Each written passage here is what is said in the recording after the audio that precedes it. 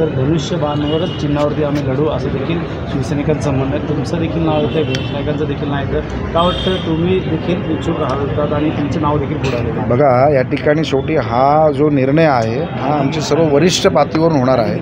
परंतु आमची जी महायुती आहे याच्यामध्ये शिवसेना, भारतीय जनता पक्ष आणि राष्ट्रवादी काँग्रेस पार्टी, अजितदादा, मला विश्वास आहे की आमचा हा खासदार हा माननीय मोदी साहेबांना 400 पार जी खासदाराचा जो काही आकडा आहे त्याच्यामध्ये आमचा खासदार असणार आहे. तो मोदी साहेबांना प्रधानमंत्री बनवण्यासाठीचं मतदान करणार आहे.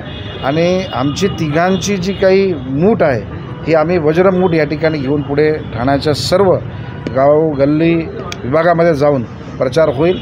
लोकांचं म्हणणं आहे की अजून का नाही केलं, अजून काय केलं नाही. तर मला वाटतं जो खेळाडू रोज समुद्रात पोहतो ना त्याला स्विमिंग पूलच्या टँकमध्ये जायची गरज नसते. त्याच्यामुळे त्याची सवय आहे सर्वांना. तर मला निश्चित विश्वास आहे